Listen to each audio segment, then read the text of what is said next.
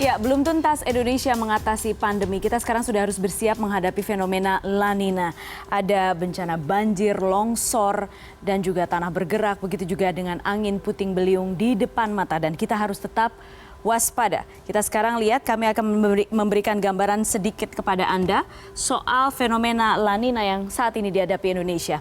Apa sih sebenarnya La Nina itu? Ini dia, ada peta Indonesia dan juga ada sebagian Laut Pasifik. Jadi ini terjadi, kita tahu ada dua fenomena alam yang saling bertolak belakang, La Nina dan El Nino. Kalau El Nino dampak yang dirasakan ke Indonesia itu kekeringan, musim kemarau ya. Nah kalau La Nina dampaknya adalah musim hujan.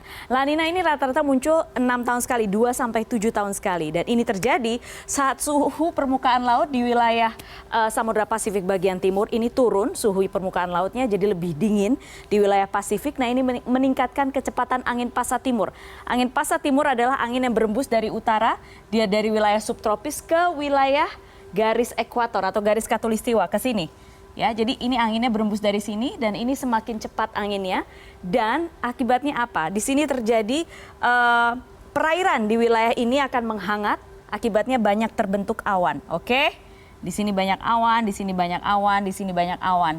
Kalau banyak awan artinya basah, hujan, gitu ya. Oke, apa dampaknya sebenarnya untuk Indonesia? Nah ini dia dampaknya.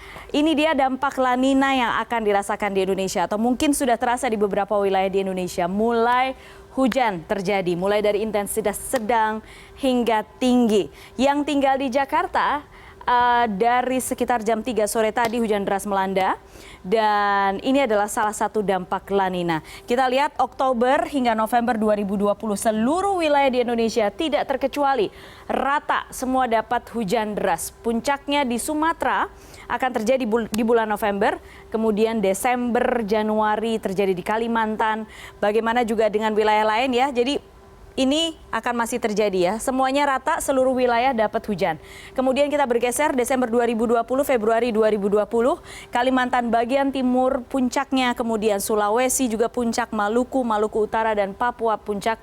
Bahkan di Sulawesi dari Januari sampai April 2021 diprediksi masih akan terus dilanda hujan. Sekarang kami ajak Anda melihat citra satelit, gambaran pembentukan awan yang terjadi di sekitar wilayah Indonesia dan ini bisa menjadi patokan untuk kegiatan Anda besok atau 2 hingga 3 hari ke depan ya.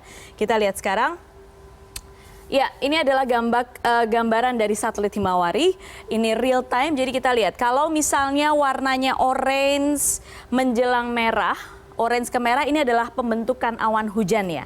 Jadi semakin warnanya pekat, semakin dipastikan awannya gelap dan itu akan turun hujan di wilayah itu. Kita lihat ini ada di wilayah Sumatera nih, awan hujannya banyak. Kemudian sedikit di wilayah Jawa bagian barat, Jawa bagian tengah juga.